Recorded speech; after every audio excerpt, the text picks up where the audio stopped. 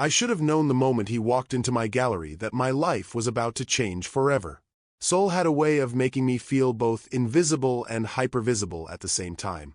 Invisible because in a sea of elegant Korean socialites, my brown skin and natural hair marked me as perpetually other. Hypervisible because those same features meant I could never blend in, never disappear into a crowd. But that night, I didn't want to disappear. The Beck Gallery was hosting an exclusive exhibition of contemporary African art. My exhibition, my curation, my vision brought to life on these pristine white walls. I'd spent 6 months convincing the board that Seoul's elite collectors were ready for something beyond their comfortable European classics. I was proving them right. The gallery hummed with Seoul's wealthiest patrons, their designer clothes whispering against marble floors as they moved from piece to piece. I stood near the centerpiece, a stunning mixed-media installation by a Ghanaian artist, watching as champagne flutes caught the light and conversations flowed in rapid Korean I only half understood. Then the room shifted. Welcome to Afro Korean Tales and Stories, the home of Afro Korean love stories where passion crosses cultures and hearts learn new languages. If you're new here, this channel is dedicated to powerful, emotional stories between Black women and Korean men, filled with romance, tension, longing, and moments that stay with you long after the story ends. And to our returning family, welcome back. Your love, comments, and support keep these stories alive. Before the story continues, take a moment to subscribe and turn on notifications so you never miss a new tale. Now tell us in the comments, where are you watching from? And what part of this story is already pulling at your heart? Let's connect. Let's feel the story together. I felt it before I saw him. The way conversations paused mid-sentence. The way heads turned toward the entrance like flowers tracking the sun. The way the very air seemed to rearrange itself around his presence. Han Jae-kyung. I knew who he was, of course. Everyone in Seoul knew the Han family, even if they pretended not to. Old money wrapped in older secrets. His family's name appeared on hospital wings and university buildings, but the whispers told a different story. Construction contracts that mysteriously went their way. Competitors who suddenly backed down. Politicians who owed them favors that could never be repaid in public. He moved through the crowd like he owned it, because in many ways, he probably did. Tall, impeccably dressed in a black suit that probably cost more than my monthly salary, he had the kind of face that belonged in a drama. Sharp jawline, intense eyes, perfectly styled dark hair. But it wasn't his looks that caught me off guard. It was the loneliness. I saw it in the way people gravitated toward him but maintained a careful distance. The way they laughed too hard at things he said. The way they treated him like a beautiful, dangerous animal, admired from behind glass. He caught me staring. Our eyes locked across the gallery, and for a moment, everything else faded. No champagne-drunk socialites. No delicate piano music drifting from hidden speakers. Just him and me and the electric charge of recognition. He started walking toward me. My heart kicked against my ribs. I'd dealt with powerful men before. Collectors who thought their money meant they owned not just the art but the curator too. I'd learned to smile politely and hold my ground. But something told me Han Jae-kyung was different. "You're Zariah Monroe," he said when he reached me. His English was perfect, touched with a British accent that suggested boarding schools abroad. "The curator." "I am." I lifted my chin slightly, meeting his gaze. "And you're Han Jae-kyung, the businessman." A smile flickered at the corner of his mouth. Businessman. Is that what they're calling it now? The honesty startled me. Most men in his position hid behind carefully constructed facades. He just acknowledged the elephant in the room within 30 seconds of meeting me. "I call it like I see it," I said. "What should I call you instead?" "Jae-kyung works fine." He gestured toward the installation behind me. "Tell me about this piece." The artist, Kofi Mensah. I'm not familiar with his work. I could have given him the polished gallery speech I'd perfected over the past month. The one about post-colonial identity and the intersection of traditional and contemporary African aesthetics. Instead, I told him the truth. "It's about feeling split between two worlds," I said, watching his face for signs of boredom or polite dismissal. I found neither. About carrying your ancestors' stories in a body that doesn't quite fit anywhere anymore. About making art from that tension instead of trying to resolve it. His dark eyes studied me with an intensity that made my skin warm. You understand that feeling. It wasn't a question. Every day, I admitted. A woman in a crimson dress appeared at his elbow, laughing too loudly, speaking in rapid Korean as she tried to pull his attention away. He responded without looking at her, his eyes never leaving mine. Whatever he said made her face fall slightly before she retreated. You just dismissed her, I said. I'm in the middle of a conversation. She looked important. She's a prosecutor's daughter angling for a politically advantageous marriage. He said it like he was commenting on the weather. You're more interesting. I should have been flattered. Instead, I felt a chill of warning. I'm not interested in being anyone's novelty, I said quietly. His expression shifted. Surprise. Maybe even respect. Good. I have enough novelties. I want to know who you really are, Zariah Monroe. How does a girl from... He paused, waiting. Chicago, I supplied. How does a girl from Chicago end up curating exhibitions in Seoul? How does the heir to Korea's most powerful family end up alone at an art gallery on a Friday night? The words left my mouth before I could stop them. In Seoul's hierarchical society, you didn't challenge men like Han Jae-kyung. You certainly didn't point out their isolation. But instead of anger, I saw something flicker in his eyes. Recognition. Relief. Like I'd said something true that no one else dared to speak. Maybe I was waiting, he said softly, for someone who'd talk to me like I'm just a man. The air between us crackled with possibility and danger in equal measure. Around us, the gallery continued its elegant dance. But in our small pocket of space, something had shifted. Something that felt like the beginning of a story I couldn't yet see the ending to. Have dinner with me, Jae-kyung said. I don't think that's a good idea. I'm certain it's not. His smile was devastating. Have dinner with me anyway. I should have said no. Every instinct screamed that getting involved with Han Jae-kyung would complicate my carefully built life in Seoul. But when I opened my mouth, what came out was, when? His smile deepened, and I realized I just made a choice that would change everything. Tomorrow night. I'll send a car. He walked away before I could change my mind, disappearing back into the crowd that parted for him like water. I stood there, my pulse racing, wondering what I'd just agreed to. And in the back of my mind, a small voice whispered a warning I should have listened to. Men like him don't just want dinner. They consume everything they touch. But I was already planning what I'd wear. The car Jae-kyung sent wasn't just a car. It was a black Mercedes S-Class with a driver in white gloves who opened my door like I was royalty. As we glided through Seoul's neon-lit streets, I felt the weight of what I was stepping into. This wasn't just dinner. This was a declaration. The restaurant was tucked away on the top floor of a building in Gangnam, the kind of place that didn't have a sign because if you needed to ask, you couldn't afford it. Private dining rooms. Hushed conversations. The scent of money and secrets. Jae-kyung was waiting. He stood when I entered, and for a moment, I forgot how to breathe. Dressed in a charcoal suit with no tie, his collar open just enough to seem effortless, he looked at me like I was the only thing in the room worth seeing. You came, he said softly. I said I would. People say a lot of things they don't mean. He pulled out my chair. Especially to me. I sat down, hyper-aware of how close he was, the subtle scent of his cologne, the way his fingers brushed my shoulder as he pushed in my chair. Do people lie to you often? Constantly. He took his seat across from me. It's refreshing when someone doesn't. The meal was exquisite. Course after course of Korean delicacies I'd never tried, each more beautiful than the last. But I barely tasted any of it.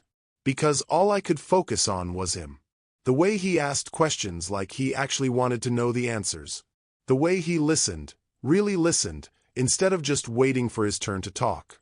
The way he made me laugh with dry observations about Seoul's social scene that were probably treasonous. You don't belong here, I said after my second glass of wine had loosened my tongue. In this world, I mean. You're too real. His smile was sad. I was born into this world, Zariah. I don't get to leave it. Everyone has a choice. Do they? He leaned forward, his eyes intense. My grandfather built this empire with blood and brutality. My father expanded it with strategy and fear. And me. I'm supposed to legitimize it. Make it respectable. Put our name on museums and hospitals so people forget where the money came from. The honesty stole my breath. Why are you telling me this? I whispered. Because you asked. Because you're not afraid of the answer. He reached across the table, his fingers finding mine. Because when you look at me, you see a man, not a weapon. His touch sent electricity up my arm. Jae-kyung. I want to see you again, he said. Tomorrow. The day after that. Every day. My heart hammered against my ribs. Your family won't approve. My family doesn't approve of anything that makes me happy. I'm serious. I'm black. I'm American. I'm an outsider in every way that matters here. You think I don't know that? His grip tightened. You think I haven't already calculated every way this complicates my life? Then why? Because I haven't felt this alive in years. His voice dropped to something raw, something real. Because when I walked into that gallery and saw you, I thought, finally, someone who won't break. Someone who won't bow. I should have pulled my hand away. Should have made an excuse and left. Instead, I squeezed back. This is a bad idea, I said. Terrible, he agreed. It's going to end badly. Probably. People are going to talk. Let them. He lifted my hand to his lips, his eyes never leaving mine. I don't care. But I would learn that people talking was the least of our problems. The next 3 months were the happiest and most terrifying of my life. Jae-kyung courted me like a man possessed. Private dinners became long walks along the Han River. Quiet conversations became stolen afternoons at my apartment. He sent flowers to the gallery, not roses, but birds of paradise, because he remembered me saying they reminded me of home. He learned how I took my coffee. Memorized my schedule. Showed up at exhibition openings with intelligent questions about the art and hungry eyes that said he was really there to see me. I fell, and I fell hard. But Seoul noticed. The stares started first. Korean women looking at us with expressions ranging from confusion to disgust. Whispers that followed us into restaurants. The way conversations stopped when we entered a room. Then came the articles. Korean gossip blogs picked up our relationship. Photos of us leaving restaurants together. Speculation about the foreign woman who'd caught the Han heir's attention. The comments were vicious. She's using him for money. How can he dishonor his family like this? This is what happens when Korean men forget their culture. I pretended it didn't hurt. But Jae-kyung saw through me. Ignore them, he said one night as we sat in his car outside my apartment. They don't matter. Your family matters, I said quietly. When do I meet them? His jaw tightened. You don't. Jae-kyung. My mother would eat you alive, Zariah. Not because of who you are, but because of what you represent. He turned to me, his eyes fierce. You represent me choosing something for myself. Wanting something they didn't arrange. They'll see you as a threat. I can handle your mother. No, he said sharply. You can't. None of this is about you being strong enough. It's about them being cruel enough. The pain in his voice cracked something open in my chest. Then what are we doing? I whispered. If this can't go anywhere, if your family will never accept me, what's the point? He cupped my face with both hands, his thumbs brushing my cheeks. The point is that I'm in love with you. Time stopped. You don't mean that. I've never meant anything more in my life. His forehead touched mine. I love you, Zariah Monroe. I love your strength and your intelligence and the way you refuse to make yourself smaller for anyone. I love that you see me, really see me, And you're still here. Tears burned behind my eyes. This is going to hurt. I know. They're going to try to destroy us. I know that too. He kissed me softly, desperately. But I'm asking you to trust me anyway. Can you do that? I thought about Chicago. About the safe, predictable life I'd left behind. About the warnings I'd ignored and the red flags I'd seen and chosen to overlook. I thought about my mother's voice in my head saying, "Baby, love ain't supposed to be this hard."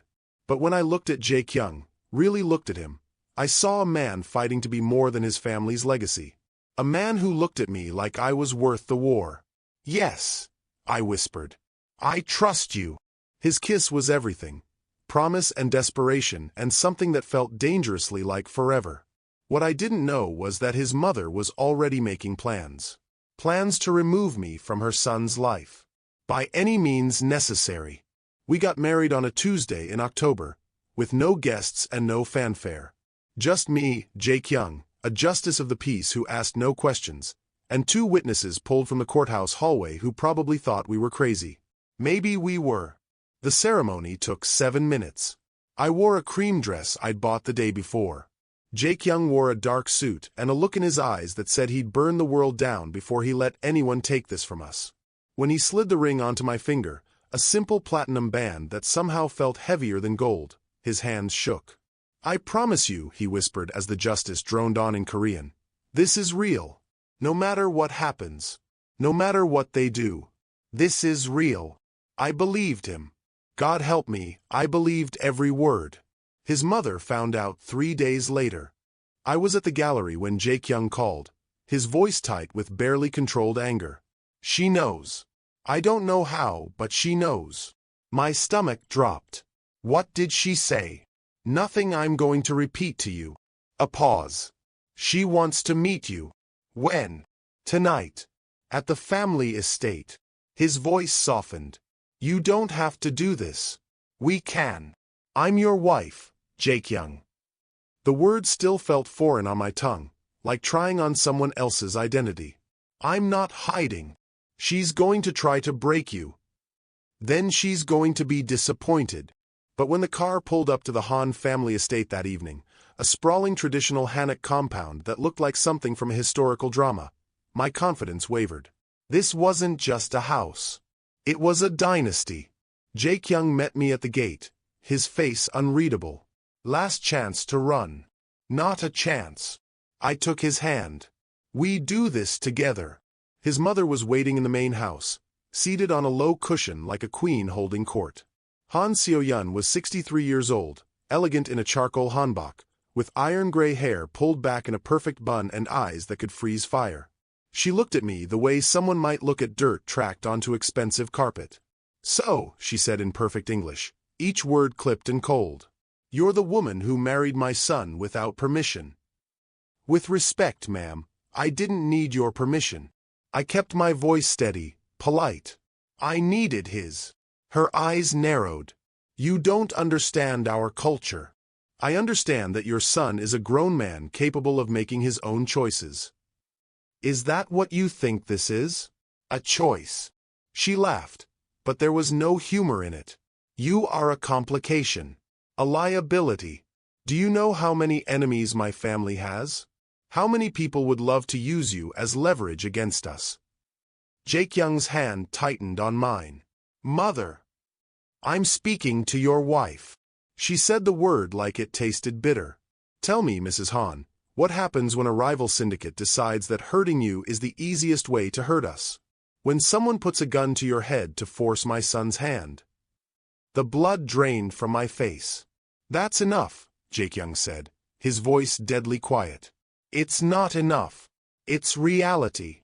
His mother stood, moving closer, her gaze pinning me in place. "You are a target now. And when they come for you, not if, when, my son will have to choose between protecting you and protecting this family's legacy.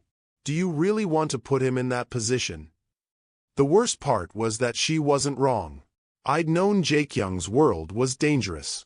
But sitting in that beautiful room, feeling the weight of generations of violence and power pressing down on me, I understood for the first time what I'd really married into. I love him, I said quietly.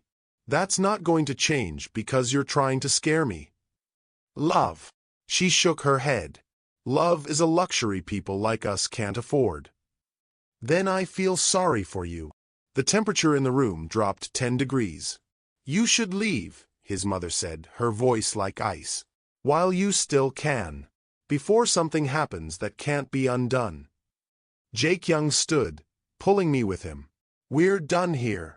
We left without another word, the echo of her warning following us out. That night, in the safety of our apartment, Jake Young held me like I might disappear. I'm sorry, he whispered against my hair. I'm so sorry. For what?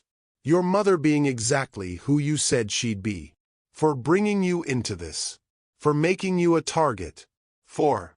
I kissed him quiet. I made my choice, Jake Young. I chose you. I'd choose you again. Even knowing what you know now. Especially knowing what I know now. We made love that night with a desperate tenderness, like we were trying to prove something to ourselves. That we were real. That we were worth fighting for. That love could survive in the darkness his family lived in. Afterward, as I lay with my head on his chest, listening to his heartbeat, I felt brave enough to ask the question that had been haunting me. Do you regret it? Marrying me? Never. His arms tightened around me. You're the only real thing in my life, Zariah. Everything else is performance and strategy and playing roles. But with you, I'm just a man who loves his wife. Tears burned behind my eyes. Your mother's right, though. I am a liability. You're my wife. That makes you family. And I protect what's mine. The possessiveness in his voice should have worried me. Instead, it made me feel safe. 2 weeks later, I took a pregnancy test in the bathroom of the gallery during my lunch break. 2 pink lines. My hands shook as I stared at them.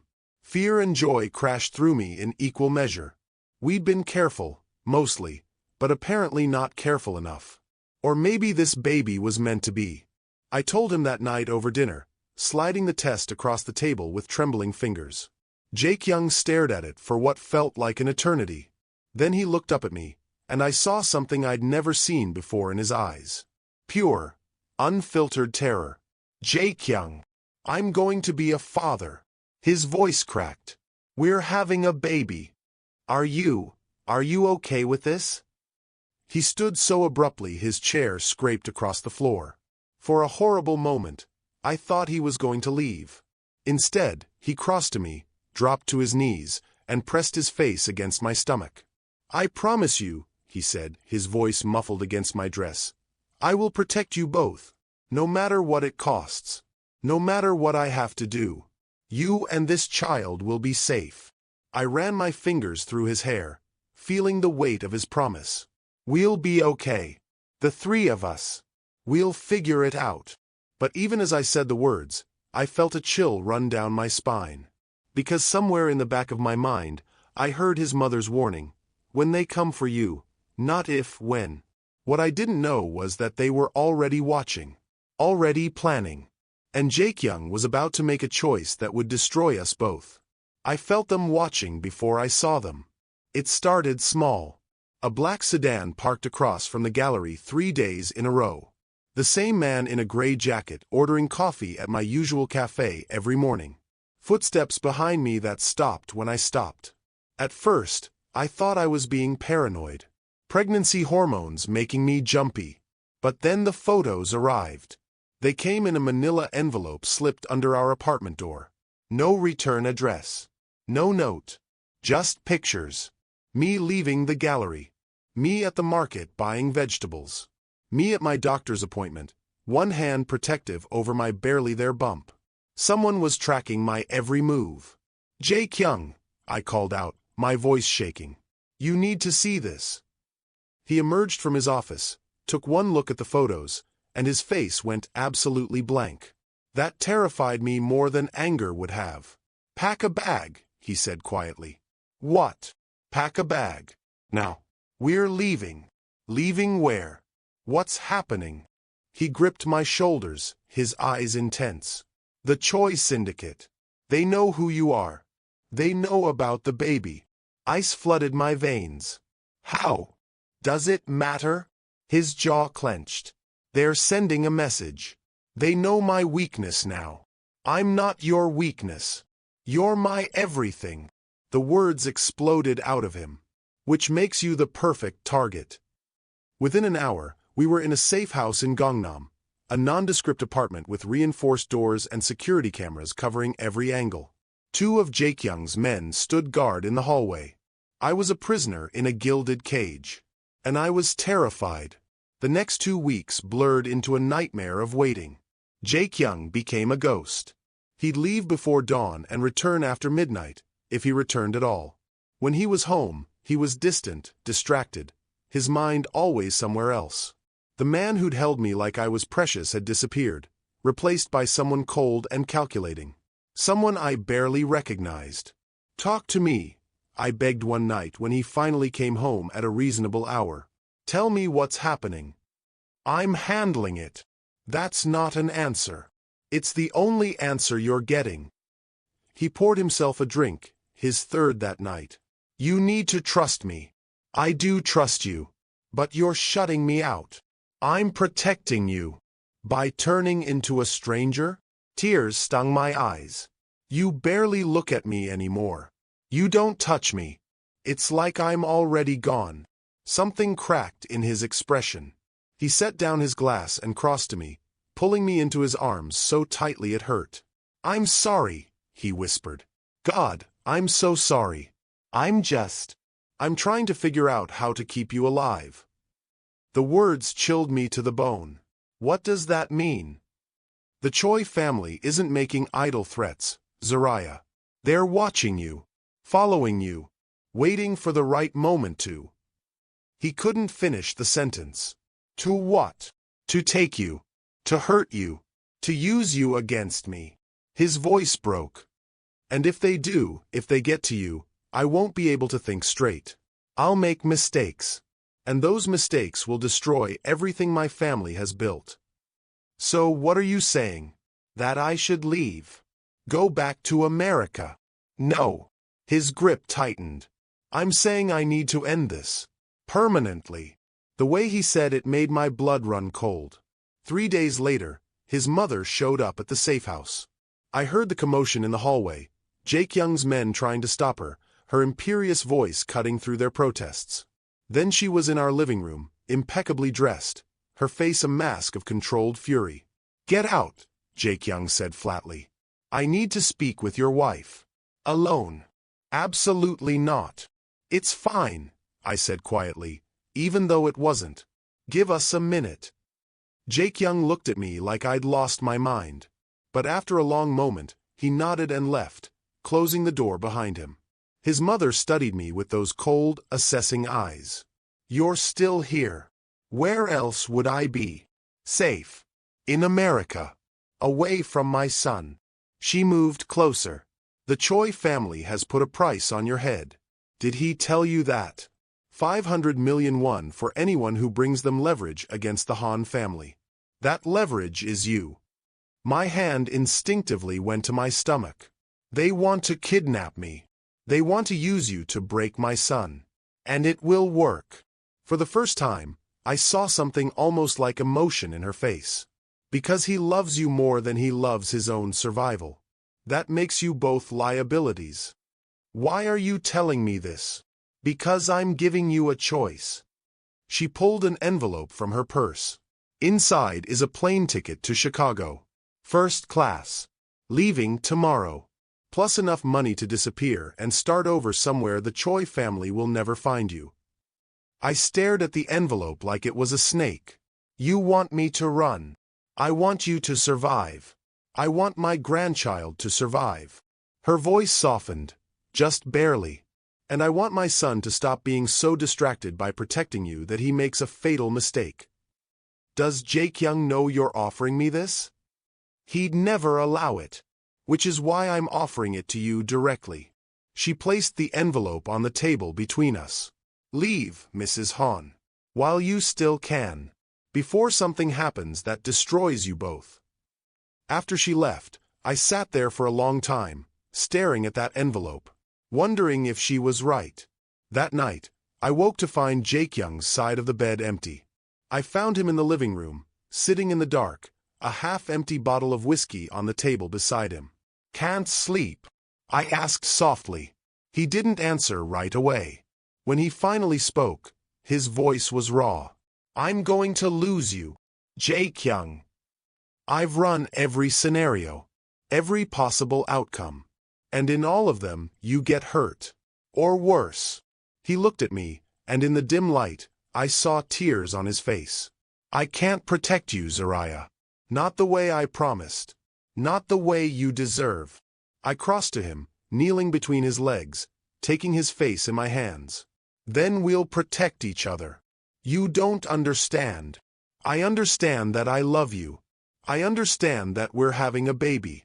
I understand that running away isn't the answer. What if it's the only answer?" His hands covered mine.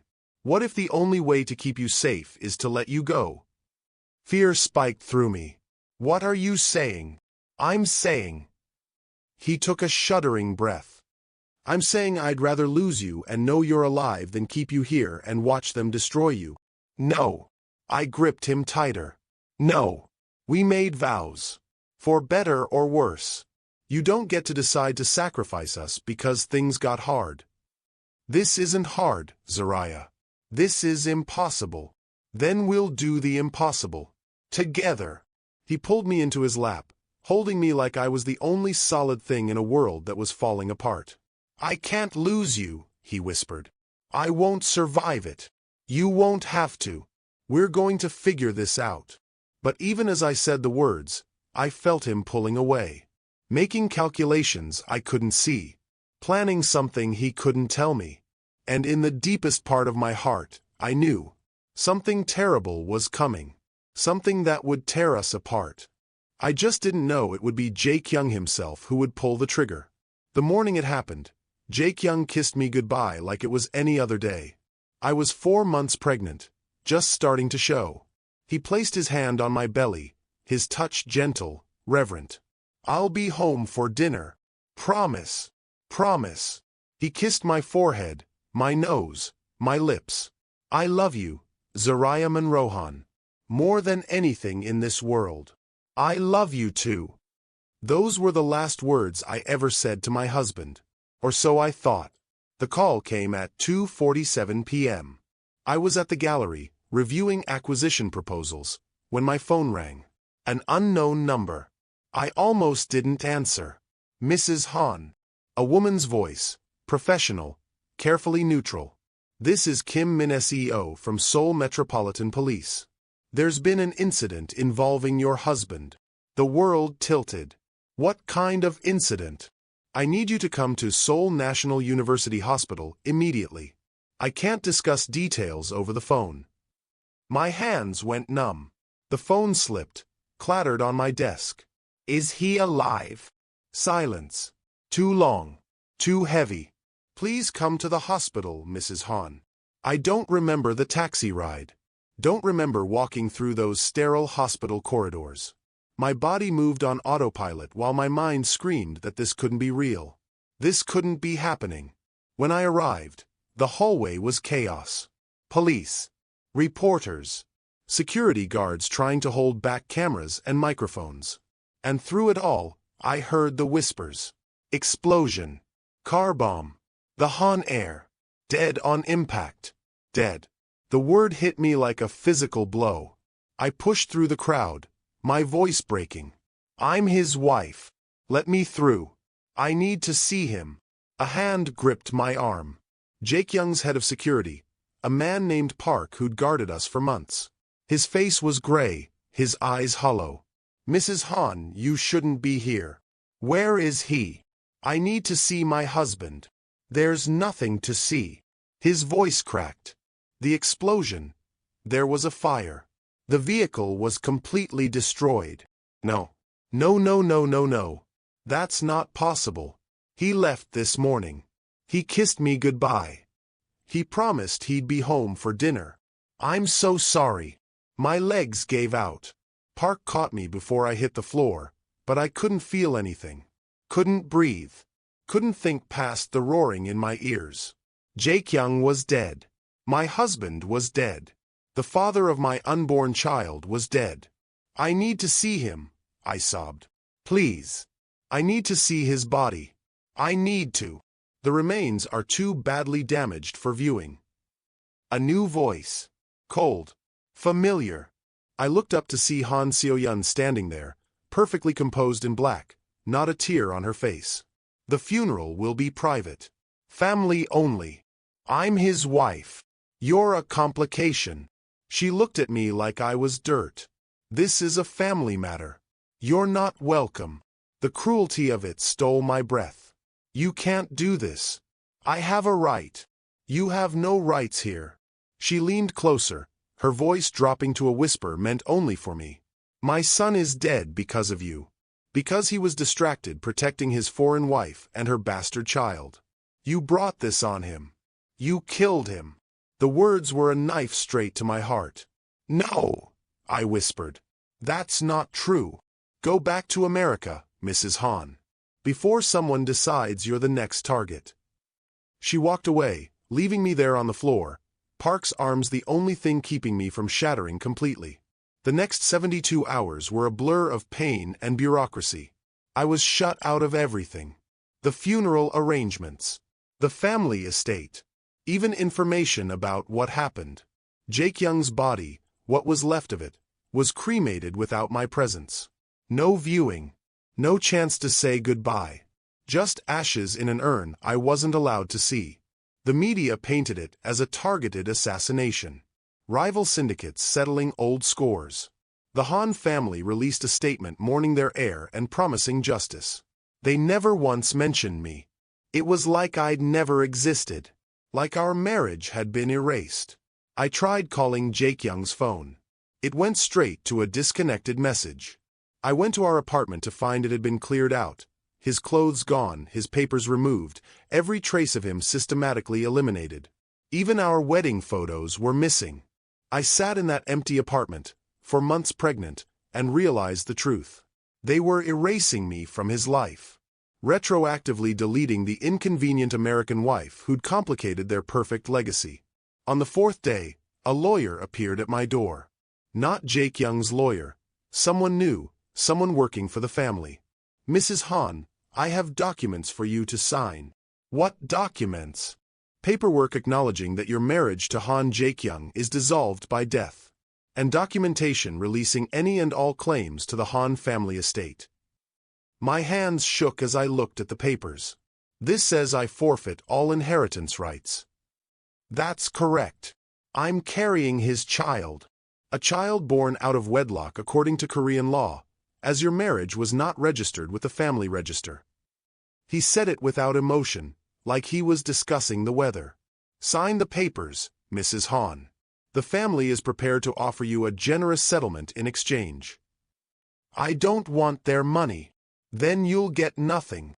He set down a pen. The Han family is giving you a way out. Take it. Because if you fight this, they'll make your life very difficult. It was a threat wrapped in legal language. I thought about fighting. About hiring my own lawyer. About demanding my rights as Jae-kyung's widow. But I was 4 months pregnant, alone in a foreign country, with no allies and a family that saw me as an enemy. I signed the papers with tears streaming down my face. They gave me a week to leave Korea. I spent it in a haze of grief so profound I could barely function. I'd wake up reaching for Jae-kyung, forgetting for just a second that he was gone. Then reality would crash back, and I'd have to learn all over again how to breathe through the pain. My baby kept growing inside me, oblivious to the fact that their father was dead. On my last night in Seoul, I went to the cemetery where Jae-kyung was supposedly buried. A private family plot, surrounded by walls and gates. They wouldn't let me in. I stood outside those gates in the rain, my hand on my belly, and said goodbye to the man I loved. I'm so sorry, I whispered.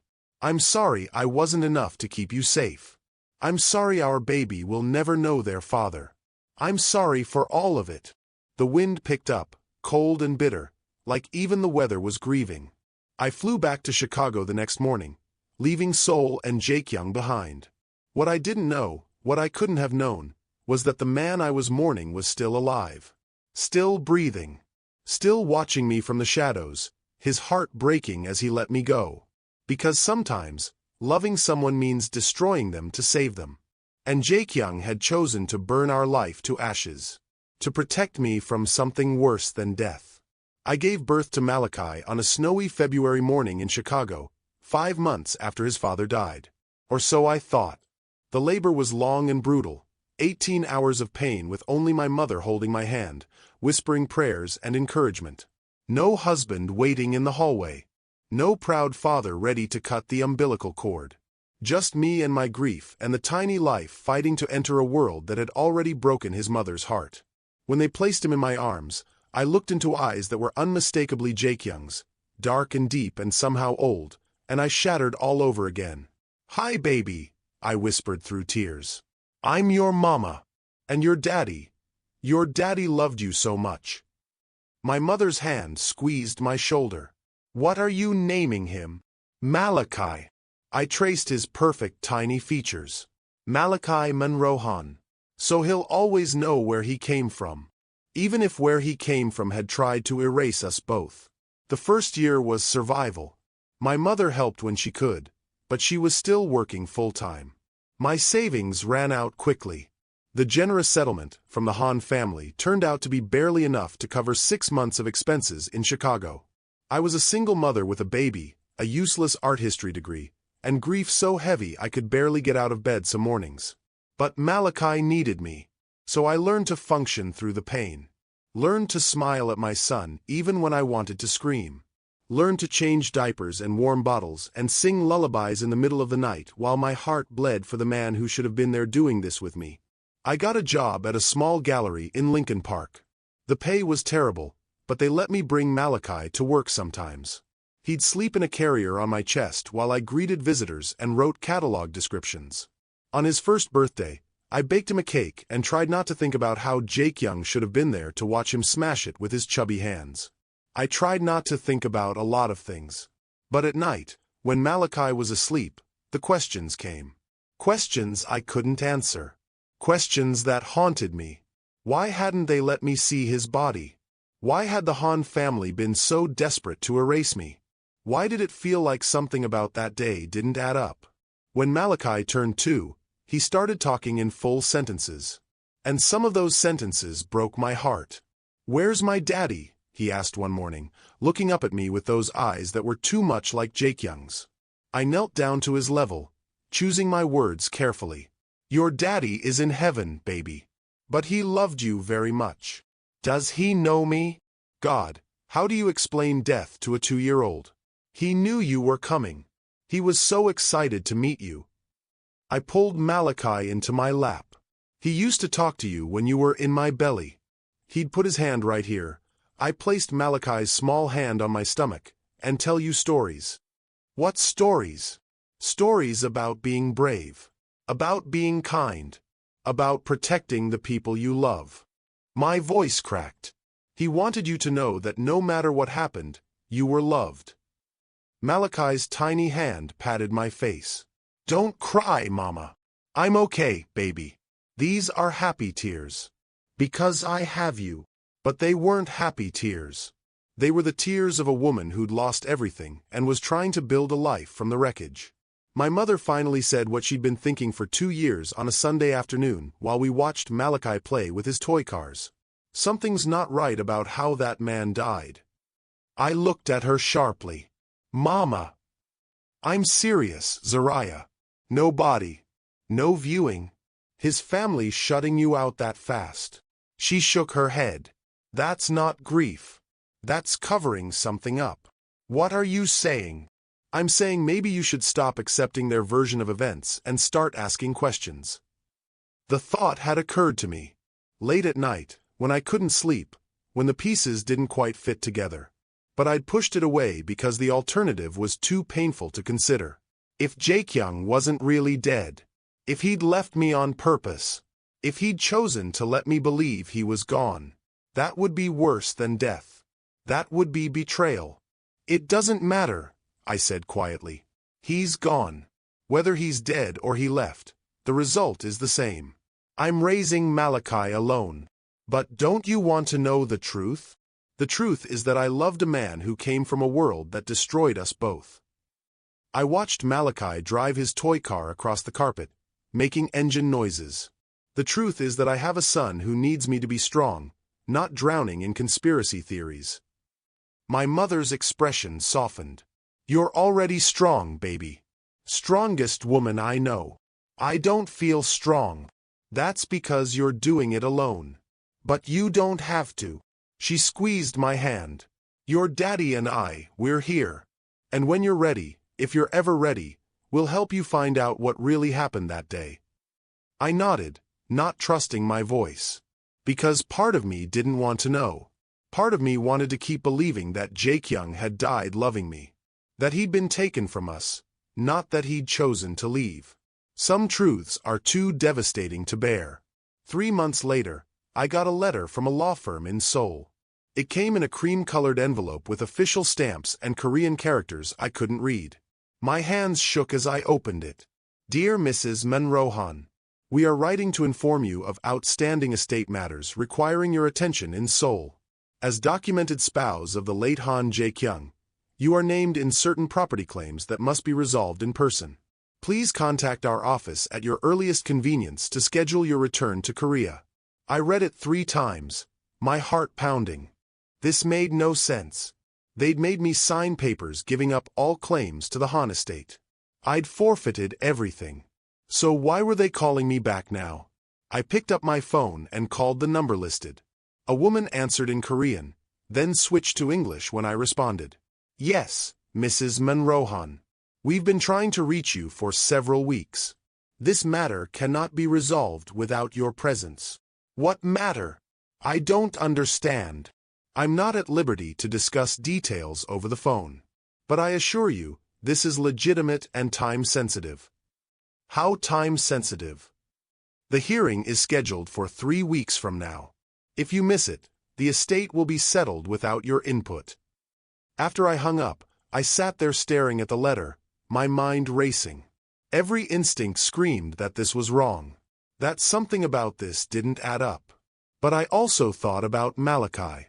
About the questions he'd have when he got older. About the inheritance he might be entitled to, regardless of what papers I'd signed under duress. Mama! Malachi climbed into my lap, his small hands touching my face. You look sad. I'm okay, baby. Are we going on a trip? I looked into his eyes, Jae-kyung's eyes, and made a decision. Yeah, baby. We're going to Korea. We're going to find out the truth. What I didn't know was that the truth was waiting for me at a wedding. And the man I'd mourned for 2 years was about to marry someone else. Seoul looked exactly the same. And that felt like a betrayal all on its own. 2 years. 2 years of grief and struggle and rebuilding myself from ashes. And this city, this beautiful, brutal city where I'd fallen in love and lost everything, just kept spinning like nothing had happened. Like my heart hadn't been ripped out and burned on these streets. Malachi clutched my hand as we walked through Incheon Airport, his eyes wide at all the Korean signs and fast-moving crowds. At 2.5, he was too young to understand where we were or why. He just knew we were somewhere his mama looked scared. It's okay, baby, I whispered, squeezing his hand. We're just here for a few days. Then we go home. Home. Chicago felt more foreign to me now than Seoul did. Maybe because part of me had never really left. The law office was in Gangnam, all glass and steel and barely concealed wealth. A young paralegal greeted us in perfect English, her eyes lingering on Malachi with obvious curiosity. She saw the resemblance. I could tell. Those eyes. That nose. The way he held himself even at 2 years old. There was no mistaking who his father was. Mrs. Manrohan, thank you for coming. Attorney Park will see you shortly. We waited in a conference room with floor-to-ceiling windows overlooking the Han River. Malachi pressed his face against the glass, pointing at boats and birds while I tried to keep my hands from shaking. Something about this felt wrong. The door opened. An older man in an expensive suit entered, carrying a leather portfolio. Mrs. Manrohan. I'm Park Dong-woo, executor of certain Han family trusts. He bowed slightly. And this must be young Malachi. He said my son's name with such familiarity it made my skin crawl. You said there were estate matters requiring my attention. Indeed. He opened the portfolio, sliding documents across the table. Before his death, Han Jae-kyung established a trust fund for any children he might have. Upon verification of paternity, young Malachi is entitled to certain assets. My breath caught. Paternity verification? A simple DNA test. The family requires it for legal purposes. Purely procedural. Nothing about the Han family was purely procedural. And if I refuse? Then the assets remain frozen indefinitely. He smiled, but it didn't reach his eyes. But why would you refuse? This is your son's birthright. Because it feels like a trap, I wanted to say. Instead, I looked at Malachi, thought about his future, about the education and opportunities this money could provide. Fine. We'll do the test. Excellent. We can arrange it for tomorrow morning. He pulled out another document. In the meantime, you'll need accommodation. The family has arranged a suite at the Shilla Hotel. I'll find my own hotel, thank you. His smile tightened. As you wish. After he left, I sat there holding Malachi, my mind spinning. Jae-kyung had set up a trust fund. Before he died, he'd thought about our child's future. That should have comforted me. Instead, it just made the grief sharper. I found a small hotel in Itaewon, nothing fancy but clean and anonymous. After I got Malachi settled for a nap, I turned on the TV to check the news. And that's when my world exploded. The screen showed a press conference. Reporters. Camera flashes. And there, standing at a podium with a beautiful Korean woman beside him, was Han Jae-kyung. Alive. Breathing. Smiling. The remote fell from my hand. No. No, no, no, no, no. This couldn't be real. I was hallucinating. Grief had finally broken my mind, and I was seeing things that weren't there. But the Korean reporter's voice kept going, and I caught enough words to understand. Wedding. Announcement. Political alliance. Park Soo-jin, daughter of Justice Minister Park. The woman beside him was stunning, elegant in a cream designer suit, her hand resting possessively on his arm. She laughed at something he said, and the cameras loved it. Jae-kyung looked older, harder, but unmistakably, devastatingly alive. I couldn't breathe, couldn't think, couldn't do anything but stare at the ghost of my husband announcing his wedding to another woman. The room spun. I grabbed the edge of the bed to keep from falling. He was alive. For 2 years, I'd mourned him, cried for him, raised his son alone. And he was alive. He'd let me think he was dead. He'd let me grieve. He'd let me struggle. And now he was marrying someone else. The betrayal was so complete, so devastating, that I couldn't even process it. My body went numb. My mind went blank. Somewhere behind me, Malachi stirred. Mama! I turned off the TV with shaking hands, wiping tears I hadn't realized were falling. I'm okay, baby. But I wasn't okay. I would never be okay again. I didn't sleep that night. I lay in bed staring at the ceiling, replaying every moment of the past 2 years. Every tear. Every sleepless night. Every time I'd told Malachi his father loved him. And all of it, was based on a lie. By morning, my grief had crystallized into something harder. Anger. Pure. Righteous. Burning anger. I dressed carefully, a black sheath dress, heels, hair pulled back. I looked like I was going to a funeral. In a way, I was. The funeral of the woman I used to be. The woman who'd loved and trusted and believed. That woman died the moment I saw Jae-kyung on that screen. I dropped Malachi with a hotel babysitter, a kind older woman who promised to take good care of him, and headed to the address on every news site. The Park family estate in Pyeongchang-dong, where in 3 days, Han Jae-kyung would marry Park Soo-jin in what the media was calling the wedding of the decade. The security at the gates tried to turn me away. This is a private residence. No visitors without. Tell Han Jaekyung that Zariah Monroe is here. My voice was ice. Tell him his dead wife has come back to haunt him. The guard's face went pale. He made a frantic call, speaking rapid Korean into his radio. 5 minutes later, a black Mercedes pulled up. Park, Jaekyung's head of security, stepped out. The man who'd caught me when I collapsed at the hospital. Who'd known? Who'd been part of the lie? Mrs. Han. Don't call me that. I stepped closer, my voice shaking with rage. Where is he? He's not here. Then I'll wait. You can't. Watch me. I pushed past him toward the gate. He caught my arm. Please. You don't understand. This isn't what you think. He's alive. The words ripped out of me. He's alive, and he let me think he was dead. He let me raise our son alone while he planned his wedding to someone else. So tell me, Park, what exactly don't I understand? Park's face crumpled with something that looked like guilt. He did it to protect you. Protect me. I laughed, but it came out broken. By destroying me? By making me a widow? By stealing 2 years of his son's life? The threats were real, Mrs. Han. If they'd known he was alive, they would have come for you. For Malachi. This was the only way. To fake his death. To abandon his family. Tears streamed down my face. There had to be another way. There wasn't. A new voice. Low. Devastatingly familiar. I turned. And there he was. Han Jaekyung, standing 20 feet away, looking at me like I was a ghost. Like I was the one who'd come back from the dead. Zariah, he whispered.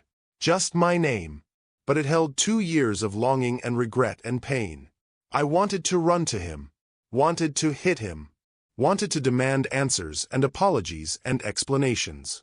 Instead, I just stood there, my heart shattering all over again. You're getting married, I said. I can explain. To another woman. In 3 days. It's not what you think. Then what is it, Jaekyung? My voice broke. Because from where I'm standing, it looks like you faked your death, let me raise your son alone, and moved on with your life. So please, explain. He took a step forward. I took a step back. Don't, I whispered. Don't come near me. Zariah, please. I have a son. Your son. And he asks about his dead father every day. Tears blurred my vision. What am I supposed to tell him now? Jaekyung's face was anguish incarnate. I never wanted this. But you chose it anyway.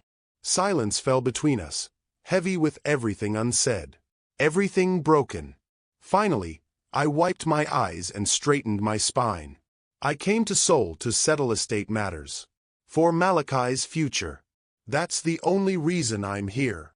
I looked at him, really looked at him, one last time. Congratulations on your wedding. I hope she's worth it. I turned to leave. I still love you. The words stopped me cold. Don't, I said without turning around.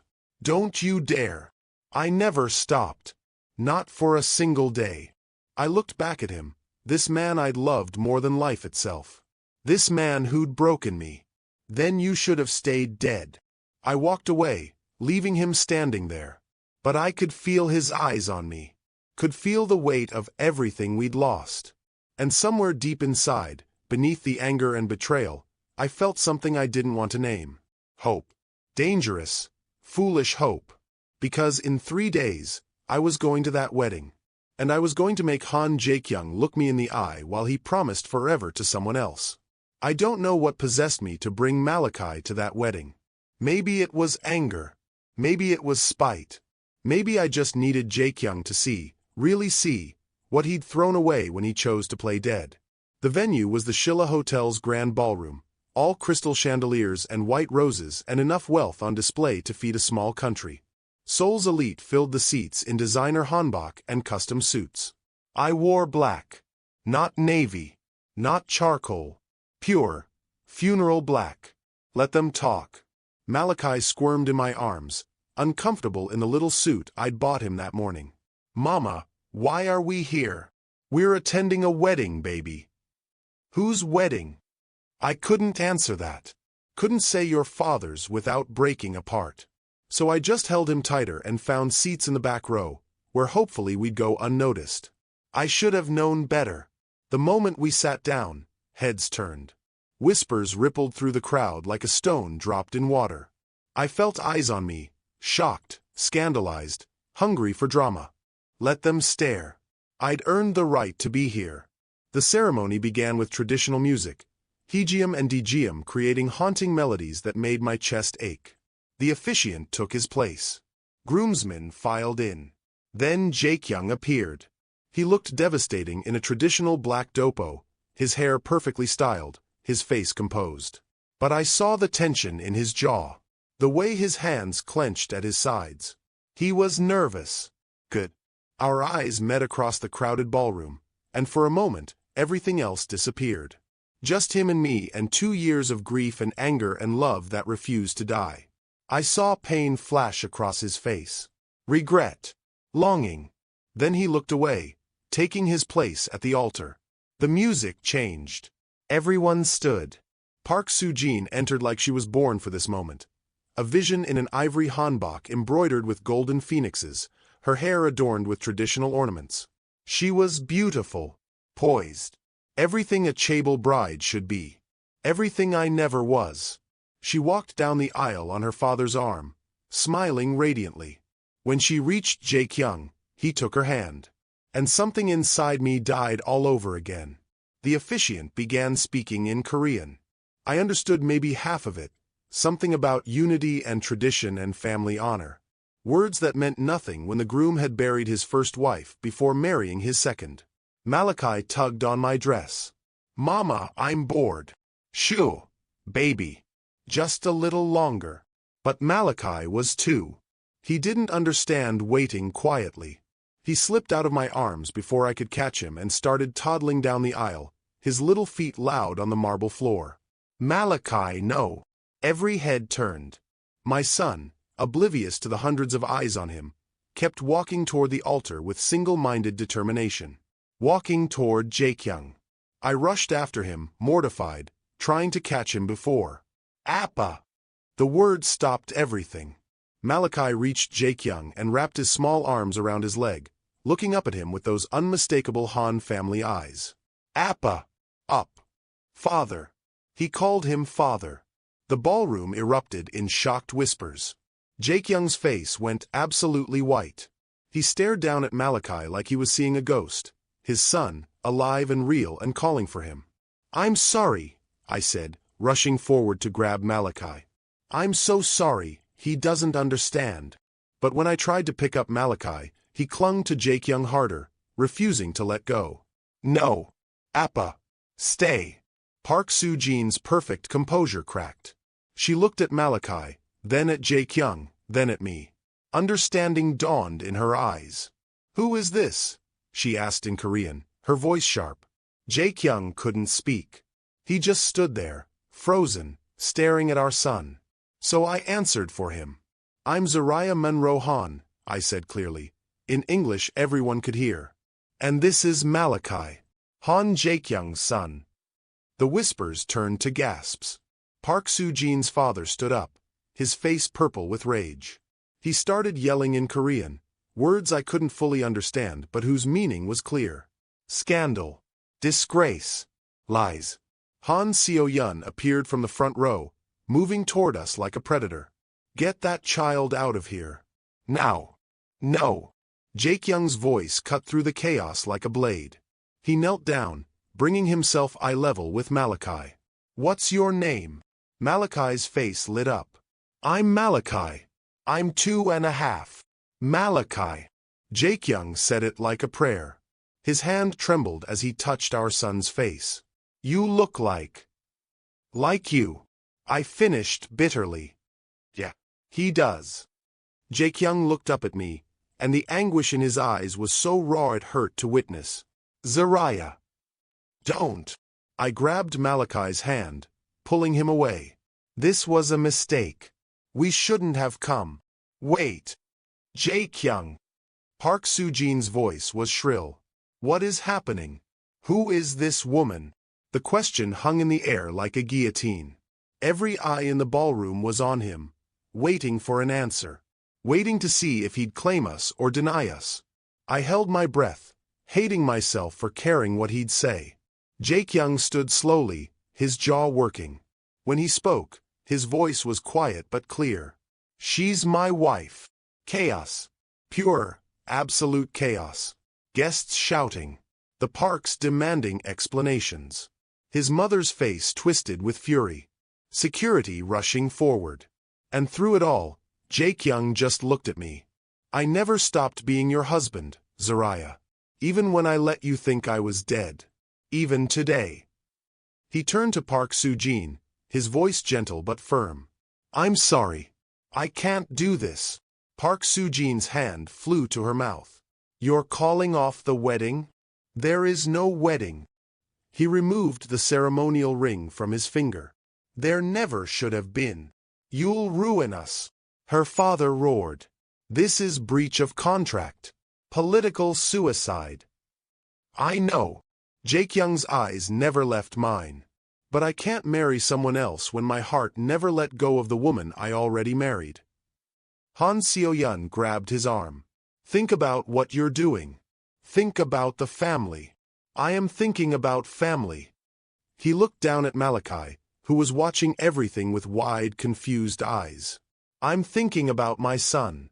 About the 2 years I missed. About the woman I destroyed trying to protect. He walked toward me through the stunned crowd. I made a choice 2 years ago.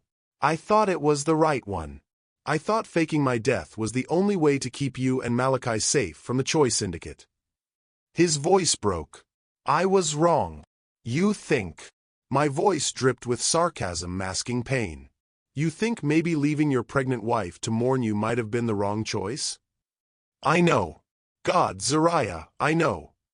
He reached for me, then stopped, his hand falling. But the threats were real. The Choi family had a credible plan to kidnap you, torture you, use you to destroy me. I couldn't let that happen. So you destroyed me yourself instead. Yes. The admission cost him. Because at least this way you were alive. You and Malachi were safe. Even if you hated me. Even if I lost you forever. Tears streamed down my face. You don't get to do this. You don't get to wreck a wedding and say pretty words and expect me to forgive you. I don't expect forgiveness. He looked at me with everything he felt written plainly on his face. I just need you to know the truth. I faked my death. I orchestrated the explosion. I let everyone believe I was gone. All of it to erase you from enemy sightlines. And the wedding today? I gestured to the chaos around us. Was that part of the protection plan too? It was supposed to solidify an alliance. Marry into the justice minister's family, gain political protection, make it impossible for the Choi Syndicate to move against us. He shook his head. But I couldn't do it. Because the moment I saw you 3 days ago, I knew. Knew what? That dying without you was easier than living with someone else. My breath caught. Malachi, tired of being ignored, tugged on Jae-kyung's dopo. Are you really my appa? Jae-kyung's face crumpled. He dropped to his knees, bringing himself eye level with our son. Yes, he whispered. I'm your appa. And I'm sorry. I'm so sorry I wasn't there. Malachi studied him seriously. Then, with the pure logic of a 2-year-old, he wrapped his arms around Jae-kyung's neck. It's okay. You're here now. I watched my husband, my supposedly dead husband, hold our son for the first time, both of them crying, and felt something crack open in my chest. I still loved him. God help me, I still loved him. But love wasn't enough to fix this. Was it? We ended up in a private room off the ballroom. Me, Jae-kyung, Malachi, and 2 years of devastating secrets between us. Security had cleared out the wedding guests. I could hear muffled shouting through the walls, the parks demanding recompense, Han Seo-yeon orchestrating damage control, reporters probably swarming the building. But in this quiet room, it was just us. Malachi had fallen asleep in Jae-kyung's arms, exhausted from the chaos. My husband, God, was he still my husband? Held our son like he was afraid someone would take him away. Like he couldn't believe he was real. You have to understand, Jake Young said quietly, his voice rough. I didn't want to do it. I fought against it until there was no other choice. Then show me. I kept my voice cold, even though my heart was breaking. Show me why faking your death was the only option. Convince me this wasn't just you taking the coward's way out. Pain flickered across his face, but he nodded. He pulled out his phone with his free hand, scrolling through something before handing it to me. These are the files my security team compiled. The threats. The surveillance footage. Everything. I took the phone with shaking hands. The first image was a photo of me, pregnant, leaving the gallery, completely unaware. A red crosshair was photoshopped over my heart. My blood turned to ice. Keep going, Jake Young said softly. I swiped. More photos. Me at the market. Me at my apartment window. Me and Jake Young at dinner, both of our faces marked with targets. Then came the intercepted communications. Korean text that Jake Young translated in real time. The foreign wife is the weak point. Take her. Make him watch what happens to disobedient dogs. The baby too. Send a message to anyone who thinks they can defy the Choi family. My hands shook so badly I almost dropped the phone. They weren't making empty threats, Zariah. Jake Young's voice cracked. They had a plan. A detailed, credible plan. And my security team couldn't guarantee your safety. Not with you so visible. Not with everyone knowing you were mine. So you made me invisible by making yourself dead. Yes. He looked at me, his eyes haunted. If I was gone, you were no longer valuable. No longer leverage. Just a widow who'd been rejected by my family and sent back to America. The logic was brutal and horrifyingly sound. How? I whispered. How did you fake the explosion? I had Park switch my car at the last minute. The one that exploded was empty, remote-controlled. We staged it in a location with maximum media coverage but minimal civilian risk. He swallowed hard. The body they found was... There was an unclaimed corpse from the morgue. Similar build. Dental records were altered. I felt sick. Your mother knew. She orchestrated most of it. His jaw tightened. She wanted you gone anyway. This gave her an excuse to erase you from family records while supposedly protecting you. And you just let her. I let her because you were alive. The outburst made Malachi stir. Jake Young lowered his voice, but the emotion remained raw. Do you understand? Every day I wanted to come to you. Every day I had to watch you from afar, knowing you were grieving, knowing you were struggling, knowing you were raising our son alone. My breath hitched. You watched us. He looked away, shame written on his face. I had people in Chicago, making sure you were safe, sending anonymous money when you needed it. The mysterious donations to my bank account. Suddenly it made sense. The deposits that appeared when I was at my most desperate. That was you. I couldn't let you starve. Couldn't let our son go without. But you could let us think you were dead? I stood up, pacing, trying to contain the fury and pain warring inside me. You watched your son take his first steps from a distance? Heard him say his first words through a surveillance feed. I know. He stood too, careful not to wake Malachi. I know what I missed. I know what I stole from all of us. But they would have killed you, Zariah. They would have done things to you that would have broken me. And then they would have killed you anyway. Tears streamed down my face. So what changed? Why come back now? Why the wedding to Park Soo-jin? The Choi Syndicate was finally neutralized 8 months ago. Their leader died. Power struggle fractured the organization. They're no longer a credible threat. He took a careful step toward me. But other enemies remain. The Parks offered a political alliance. Marry Soo-jin, gain her father's protection, make the Han family untouchable through legitimate channels. So you were going to marry her for power. I was going to marry her to make sure no one could ever hurt you again. His voice broke. To build enough legitimate influence that you and Malachi could come home. That I could finally tell you the truth and not worry about it getting you killed. The pieces clicked into place, each one a knife to my heart. You were going to tell me. After the wedding. After the alliance was secured.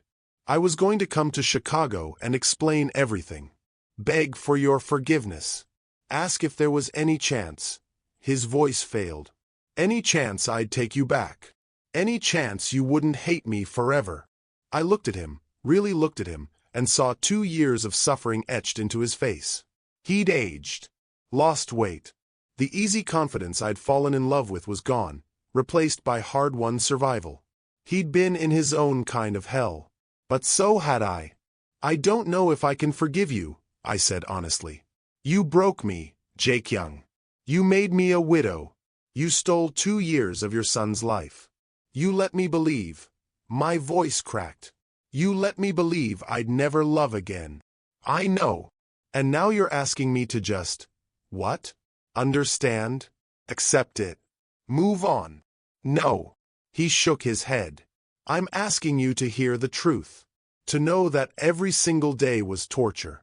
That choosing to lose you was the hardest thing I've ever done. And that if I could go back, I'd. He stopped, his jaw working. You'd what? I'd do it again. The words were anguished.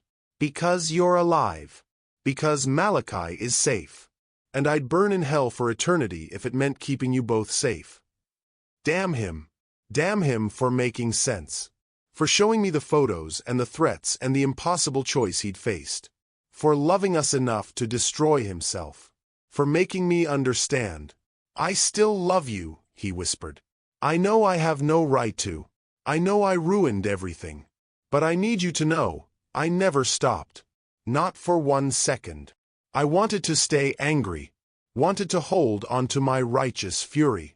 But looking at him holding our son, both of them wearing matching expressions of exhaustion and hope, I felt something shift inside me. Not forgiveness. Not yet. But understanding. Painful, complicated, devastating understanding. What happens now? I asked quietly. That depends on you. He looked at me with everything he felt written plainly on his face. The Parks are furious. The political alliance is destroyed. The scandal is everywhere. My mother wants me to deny everything and send you away again. And what do you want? I want my family back. His voice was raw. I want to watch my son grow up. I want to earn back your trust, even if it takes the rest of my life. I want. He stopped, swallowing hard. I want the chance to love you the way I should have from the beginning. Honestly. Completely. Without lies or secrets or staged deaths. My heart ached with the weight of everything unsaid. I can't just forget 2 years of grief, Jake Young. I'm not asking you to forget. I'm asking you to let me spend the rest of my life making it up to you. Malachi stirred, his eyes fluttering open. He looked confused for a moment, then smiled when he saw Jake Young holding him. Appa, he said sleepily. Are you staying? Jake Young looked at me, the question in his eyes. Was he staying? Could I let him stay? Could I risk my heart on a man who'd already broken it once? I need time, I said finally. I need to think. Something like hope flickered in his eyes. How much time? I don't know. I gathered my purse, preparing to leave. But don't disappear again. Malachi deserves to know his father. And you. His voice was barely a whisper. What do you deserve? I looked at him, this man I'd loved and lost and found again. I deserve the truth. All of it. No more secrets. No more lies. No more staged deaths or political weddings or protection plans I'm not part of. Done. He said it without hesitation. Complete transparency. Starting now. I nodded, not trusting my voice. As I reached for Malachi to take him back to the hotel, Jake Young caught my hand. Zariah. Thank you. for coming back to Seoul, for bringing our son, for giving me a chance to explain. Don't thank me yet. I pulled my hand away gently. You haven't earned forgiveness. Just understanding. It's more than I deserve. I left him standing there in that room, surrounded by the wreckage of his almost wedding. But as I walked away, I realized something. For the first time in 2 years, I felt something other than grief. I felt possibility. Terrifying, complicated, dangerous possibility. The question was, would I be brave enough to reach for it? Han Seo-yun showed up at my hotel room at 7 in the morning. I was still in my pajamas, hair-wrapped, making Malachi breakfast with the room's tiny kitchenette. When I opened the door and saw her standing there, immaculate in a charcoal suit despite the early hour, my first instinct was to slam it in her face. But Malachi peeked around my legs, curious. "Who's that, Mama?" "No one important," I said. Seo-yun's eyes dropped to Malachi, and something flickered across her face. Something I couldn't quite read. "May I come in?" Her English was crisp, formal. "We need to talk. I have nothing to say to you. But I have things to say to you." She looked at Malachi again. "Things that concern your son." The implicit threat made my blood boil, but I opened the door wider.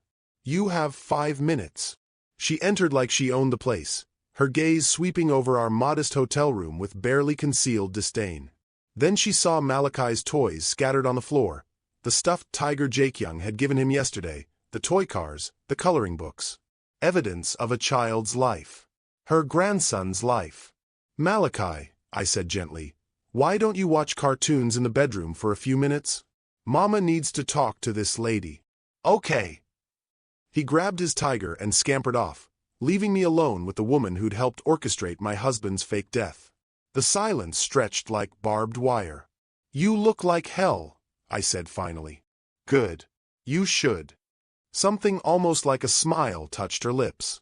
"I suppose I deserve that." "You deserve a lot more than that." I crossed my arms. "You helped him fake his death. You pushed me out. You erased me from your family like I was nothing." "I did." No denial. No excuses. Just cold acknowledgement. "And I'd do it again." The bluntness stole my breath. "Get out. Not until you hear what I came to say." She moved to the window, looking out over Seoul's skyline. I orchestrated that plan because I believed it was the only way to keep my son alive. And I was right. Your son was already alive. Barely. She turned to face me, and for the first time, I saw cracks in her iron composure. The Choi family wasn't making idle threats, Mrs. Monroe. They had a sniper positioned outside your gallery. They had men ready to grab you off the street. And they had detailed plans for what they'd do to you before they killed you. My stomach churned. "So you decided I should grieve instead. I decided you should live." Her voice hardened. "Yes, I wanted you gone. Yes, I thought you were unsuitable for my son. A foreign woman with no understanding of our world, our culture, our dangers. But more than wanting you gone, I wanted you alive." How noble. It wasn't noble. It was practical. She moved closer, her gaze intense. If Jaekyung had watched them torture you, he would have broken. He would have given them anything. Access to our resources, our contacts, our power. And then they would have killed you both anyway. The brutal logic was so similar to what Jaekyung had said that I knew it was true. They'd planned this together. Mother and son.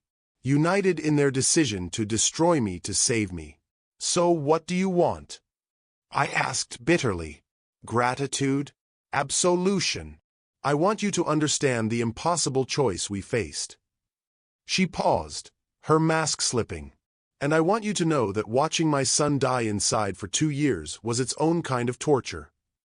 Despite everything, I heard the pain in her voice. "He came to me every week," she continued quietly, "asking for updates on you. On the baby. I gave him surveillance reports. Photos. Videos when I could get them. He watched you give birth on a grainy hospital camera feed, Mrs. Monroe. Watched you bring his son home. Watched you struggle and cry and survive. And he couldn't do anything but ensure the money kept flowing. Tears burned behind my eyes. Stop. He aged 10 years in 2. Stopped eating. Stopped sleeping. Stopped everything except the mission of keeping you safe. Her voice cracked, just barely. So yes, I helped orchestrate the plan. But watching what it did to him. To you. To my grandson who'll never get those years back? That was punishment enough. I sank onto the couch, my legs suddenly weak. Why are you telling me this? Because yesterday, when I saw that child, she stopped, her iron control wavering. When I saw Malachi run to his father, calling him Appa like he somehow knew, I realized what I'd stolen from all of you.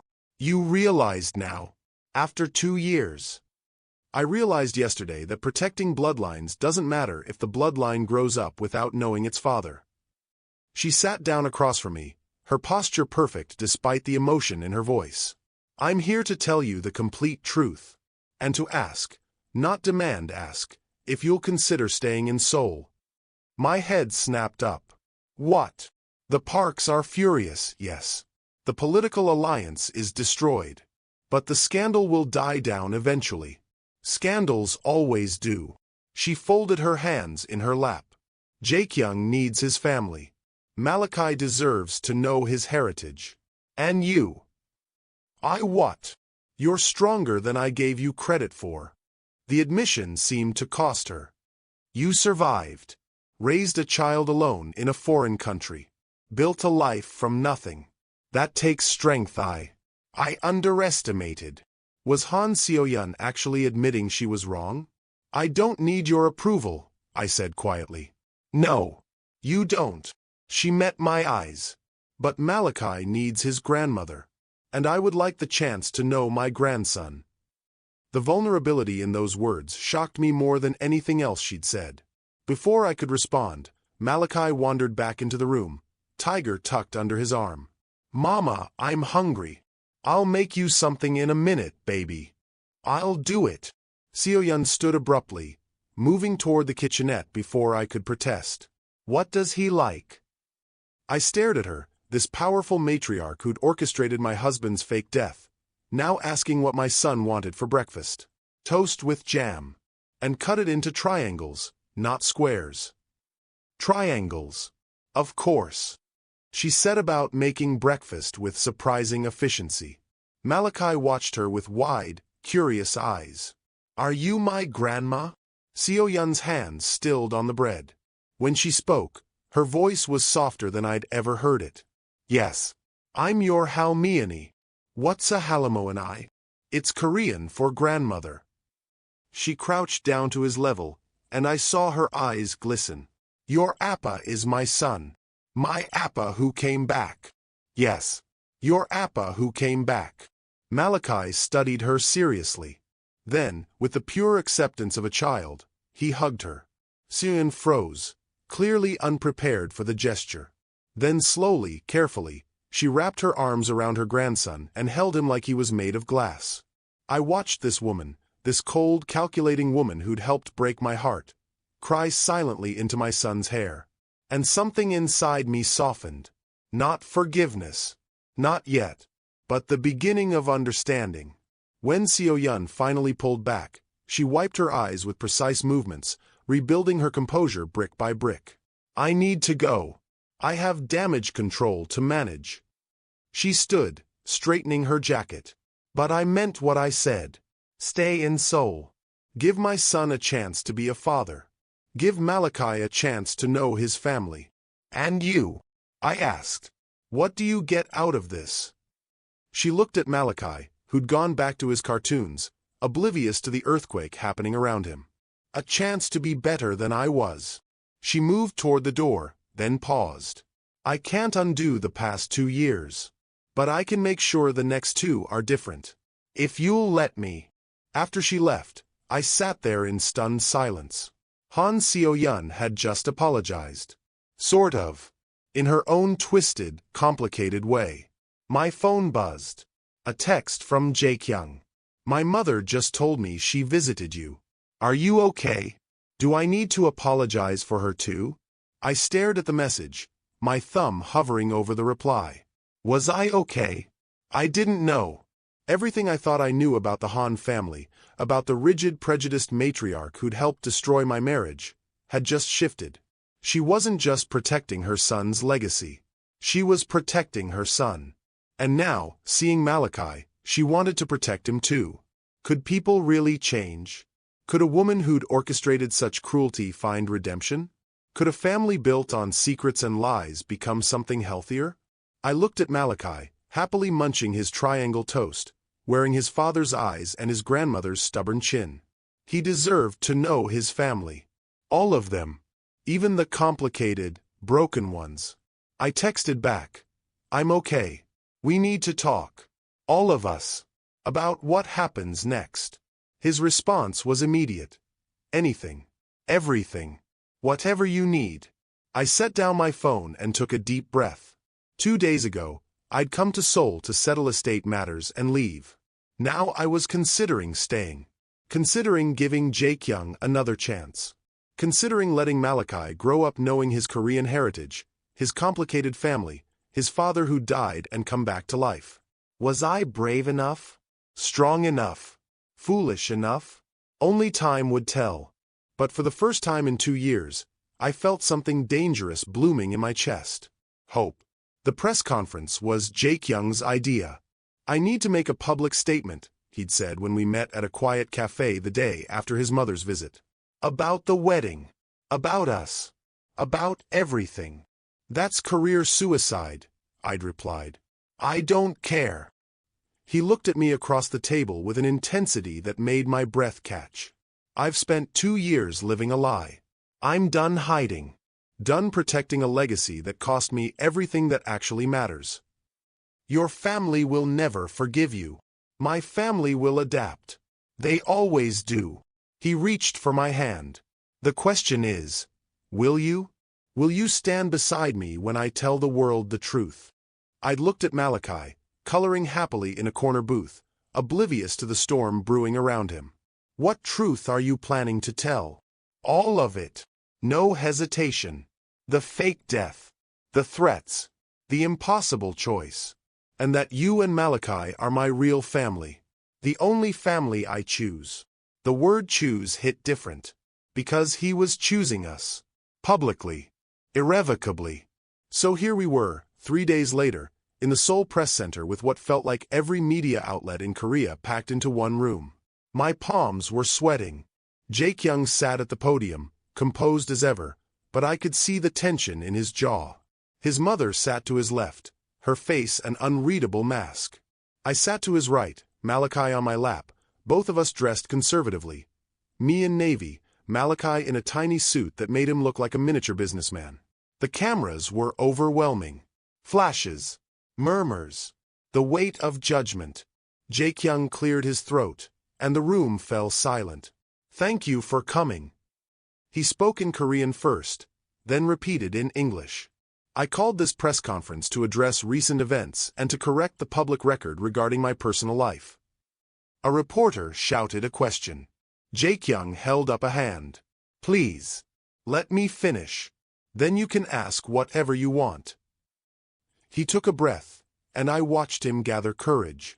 2 years ago, I faked my own death. The room erupted. Cameras clicked furiously. Reporters shouted over each other. His mother's face remained perfectly still, but I saw her fingers tighten on her lap. Jae-kyung waited for the chaos to die down before continuing. I did it to protect my wife and unborn child from a credible assassination threat by a rival organization. The Choi Syndicate had detailed plans to kidnap and torture my family to gain leverage over Han family operations. My security team determined that the only way to remove them from the target list was to remove me from the equation. He pulled out a folder, distributing copies to the front row of press. These are declassified intelligence reports confirming the threat. The photos. The intercepted communications. All of it. More chaos. More questions. But Jae-kyung's voice cut through it all. I'm not asking for sympathy. I'm explaining context. He looked directly at me, his eyes softening. I let the woman I love believe I was dead for 2 years. I missed the birth of my son. I watched them struggle from afar while I dismantled the threat piece by piece. A reporter managed to be heard. And the wedding to Park Soo-jin? A mistake. Jae-kyung's voice was clear, unwavering. An attempt to secure political protection through alliance. But I realized, too late perhaps, that no amount of power is worth betraying my real family. He stood, gesturing for me to join him. My legs felt like water, but I stood, lifting Malachi with me. We walked to the podium together, this makeshift family pieced together from grief and secrets and stubborn love. Jae-kyung put his arm around my waist, and I felt the cameras go insane. This is Zariah Monroe Han, my wife. We married 3 years ago in a private ceremony. And this, he touched Malachi's head gently, is our son, Malachi. He's 2.5. He likes dinosaurs and hates vegetables and calls me Appa, even though I don't deserve the title yet. His voice cracked on that last part. Malachi, bless him, chose that moment to wave at the cameras. Hi, I'm Malachi. A ripple of surprised laughter went through the press corps. I'm here today to claim them publicly, Jae-kyung continued. To acknowledge that they are my family. My priority. My choice. He turned to his mother. Even if it costs me everything else. Han Seo-yeon stood slowly. For a terrifying moment, I thought she was going to contradict him. Denounce us. Disown him publicly. Instead, she moved to stand beside Jae-kyung, her posture regal despite the chaos. My son speaks the truth, she said in Korean, then English. I helped orchestrate the deception 2 years ago because I believed it was necessary for his survival. I was overly protective of our family legacy. Too focused on tradition and reputation to see what truly mattered. She looked at Malachi, her expression softening. But seeing my grandson has reminded me that legacy means nothing if we destroy our family to protect it. She turned to me, and I saw something I never expected in her eyes. Respect. Zariah Monroe Han is my daughter-in-law. Malachi is my grandson. And while I may not always agree with my son's choices, I will stand beside them. The press went absolutely wild. Questions flew from every direction. Mrs. Han, does this mean you approve of the marriage? Zariah, how do you feel about your husband faking his death? Is the Han family acknowledging the child as heir? Jae-kyung held up his hand again. One at a time. A female reporter in the front stood. Zariah, may I ask you directly, can you forgive what your husband did? Every eye in the room turned to me. My mouth went dry. This was it. The moment where I either committed to this publicly or walked away. Jae-kyung squeezed my hand, but he didn't pressure me. Didn't speak for me. He just waited. I stepped forward to the microphone, Malachi still in my arms. 2 years ago, I lost my husband, I said, my voice steady despite the trembling in my chest. Or so I thought. I grieved. I struggled. I gave birth alone and raised our son wondering if he'd ever know his father. I paused, gathering strength. When I discovered Jae-kyung was alive, I was devastated. Furious. I felt betrayed in ways I can't fully express. I looked at him, this man who'd broken me and was fighting to put me back together. But I also learned the truth. About the threats. About the impossible choice he faced. About the fact that he destroyed himself trying to save us. Tears pricked my eyes, but I refused to let them fall. Not here. Not in front of Seoul's entire media apparatus. I don't know if I can forgive him yet. Forgiveness isn't something you can schedule or perform for cameras. It's something that happens slowly, painfully, through consistent action over time. I shifted Malachi on my hip. But I do know this. Malachi deserves to know his father. Deserves to grow up with both parents, even if those parents are still figuring out how to be a family again. So I'm staying in Seoul. I'm giving us, a chance. I turned to Jae-kyung, speaking directly to him now, the cameras forgotten. You hurt me. Deeply. And it's going to take time for me to trust you again. But I believe you did what you thought was right. I believe you suffered too. And I believe that love, real love, is worth fighting for. Even when it's complicated. Even when it's messy. Even when the whole world is watching. The press conference dissolved into chaos after that. More questions, more cameras, more scrutiny than I'd ever experienced. But through it all, Jae-kyung held my hand. His mother stood beside us like a fortress. And Malachi, oblivious to the magnitude of what was happening, just played with his father's tie and asked when we could get ice cream. Later, after the press conference, after the lawyers debriefed us, after his mother left with promises to handle the political fallout, Jae-kyung and I stood alone on the rooftop of his building. Seoul spread out below us, millions of lights, millions of lives, all going on regardless of our drama. You were incredible in there, he said softly. I was terrified. You didn't show it. He turned to me, his eyes intense. Zariah, what you said about giving us a chance, did you mean it? I don't say things I don't mean. I looked out at the city. But I need you to understand something. I'm not the same woman you married 3 years ago. Grief changed me. Single motherhood changed me. I'm stronger now. More independent. Less willing to accept being protected at the cost of my agency. I know. If we do this, if we try to be a family again, it has to be as equals. You don't get to make unilateral decisions about my safety or our son's future. We decide together. Or we don't decide at all. Agreed. No hesitation. Complete transparency. Equal partnership. I promise. And if another threat emerges? If someone else tries to use me as leverage? Then we face it together. He touched my face gently.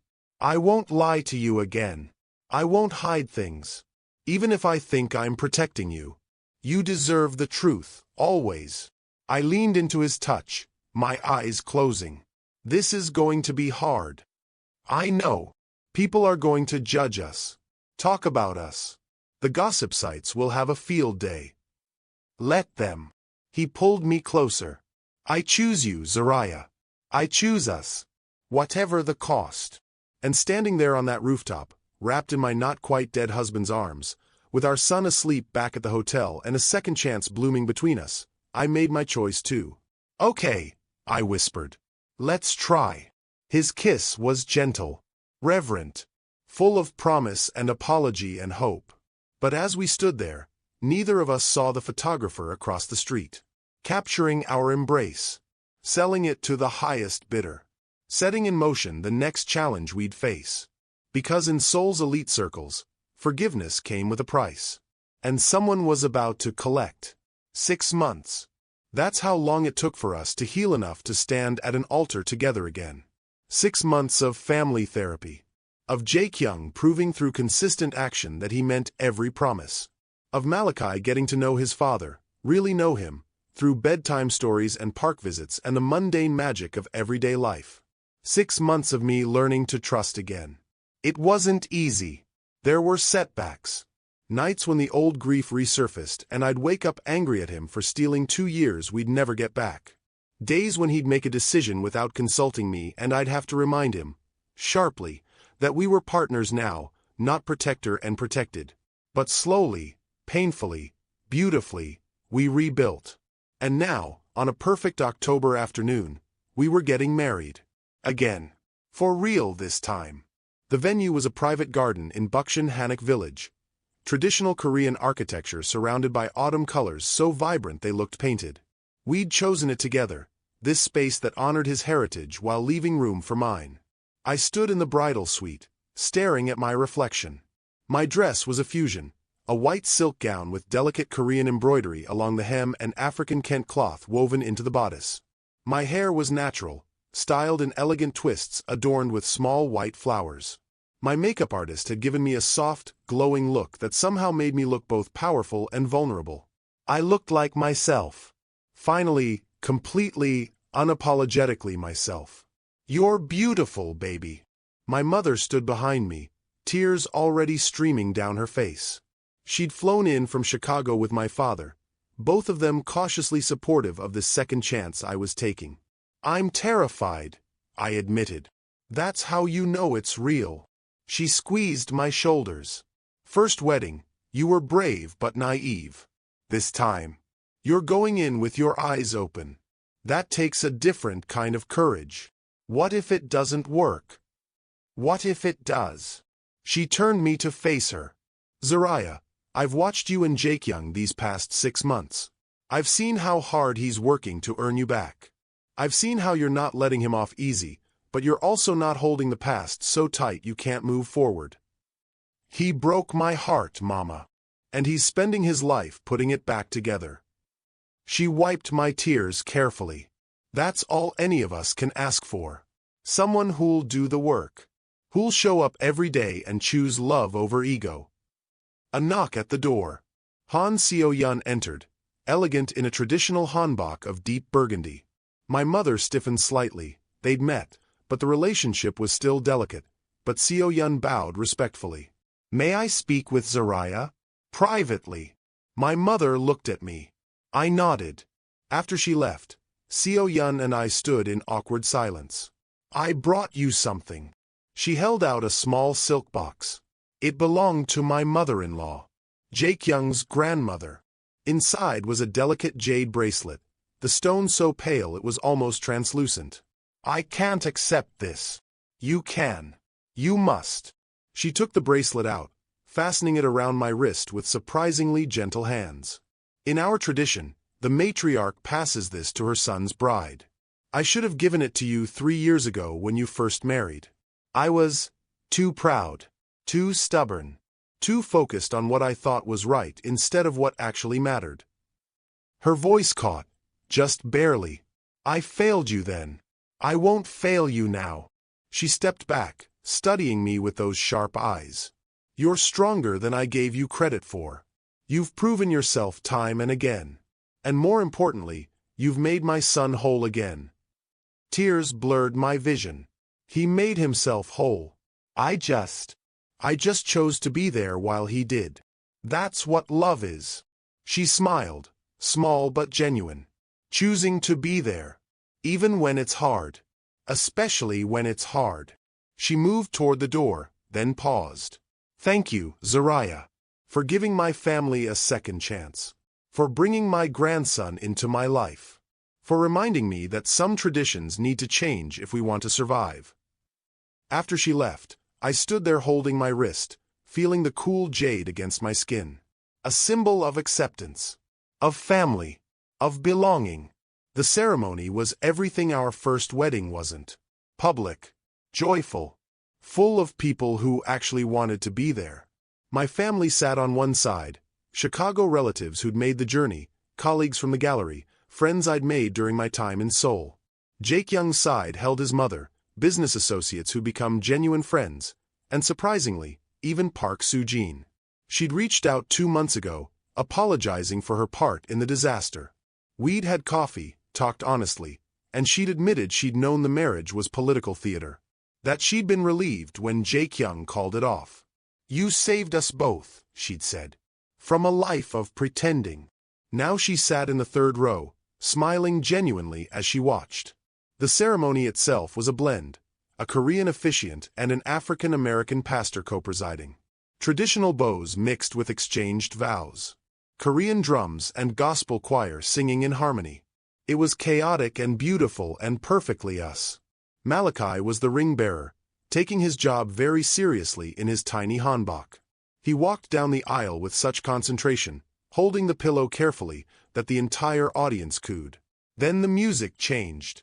My father appeared beside me, offering his arm. Ready, sweetheart? I looked down that aisle at Jaekyung, standing under an arch woven with both Korean symbols and African fabrics. He was crying already, not bothering to hide it. This man who'd faked his own death.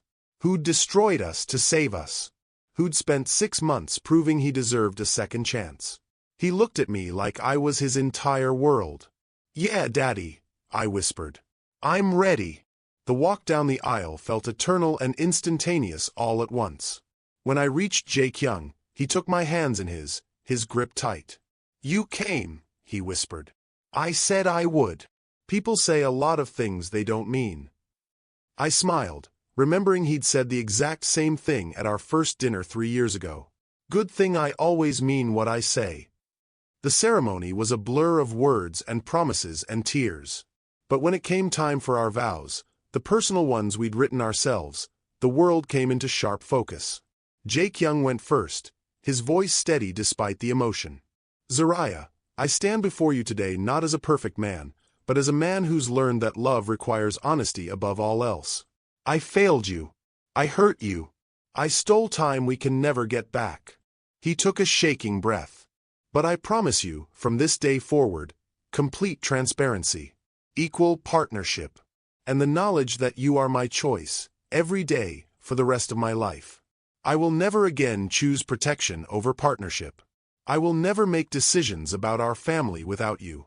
And I will spend every day earning the trust one broke. I had to wait for my tears to clear before I could speak. Jake Young, you taught me that love isn't always pretty. That sometimes it's messy and complicated and requires us to be braver than we ever thought possible. I squeezed his hands. You broke my heart. But you also taught me that broken things can be rebuilt even stronger than before. So I promise you, patience when you stumble, honesty when you hurt me, and the fierce commitment to choose us every single day.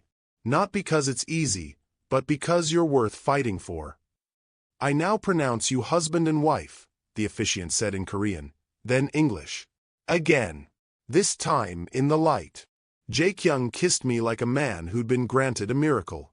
And maybe he had been. Maybe we both had. The reception was pure joy. My aunties taught Korean grandmothers how to do the electric slide. Traditional Korean drums played alongside American soul music. Food from both cultures covered long tables, kimchi next to collard greens, bulgogi beside fried chicken, tteok next to sweet potato pie. Malachi ran wild with other children, his laughter the best music. Jake Young and I danced, first a traditional Korean couples dance, then to a Whitney Houston song my mother had requested, then to everything in between. During a slow song, he pulled me close. Thank you, he murmured against my hair. For what? For not giving up on us. For being stronger than I was. For teaching me that real love means being vulnerable, not protected. I looked up at him, this man who'd died and come back to life. Who'd lost everything and fought to rebuild. Thank you for doing the work. For showing up every day. For proving that people can change. I love you, Zariah Monrohan. I love you too. And this time, I meant it without reservation. Without fear. Without the weight of secrets between us. Late in the evening, as guests began to leave and Malachi dozed on his grandmother's lap, Jake Young and I snuck away to the garden's edge. Seoul spread below us, the city lights twinkling like promises. You know, I said softly, 6 months ago I never thought we'd be here. 6 months ago, I didn't think I deserved to be here. Do you now? He considered the question seriously. I'm working toward it. Every day. That's all I can do. I leaned against him, his arm coming around me automatically. Our story isn't a fairy tale, I mused. It's messy, complicated, full of mistakes and pain and hard-won healing. But it's ours, he said. Yeah. I smiled. It's ours. Malachi appeared then, rubbing his eyes, his grandmother following behind with an indulgent smile. Mama, Appa, can we go home now? Home. Not to a hotel. Not to separate apartments. To the house we'd bought together 2 months ago, a space we'd furnished as a family, choosing every piece together. Our home. Yeah, baby, I said, scooping him up. Let's go home. As we walked toward our future, me, Jake Young, Malachi, and his grandmother who'd finally learned that love was stronger than legacy, I felt something I hadn't felt in years. Complete peace. Our love had been buried alive. But it hadn't stayed dead. It had fought its way back to the surface, scarred but stronger. And that made it more real than any fairy tale could ever be. The end. Sometimes love doesn't die. It just goes underground until you're brave enough to dig it back up. And when you do, When you face all the pain and betrayal and impossible choices, you might just find that what you rebuild is stronger than what you lost. Because real love isn't about perfection. It's about choosing each other every day, especially when, it's hard. Thank you for watching Afro Korean Tales and Stories. If this story stayed with you, there are more waiting here. Subscribe to Afro Korean Tales and Stories for a love that crosses cultures and lingers. Tell us in the comments, what emotion are you leaving this story with?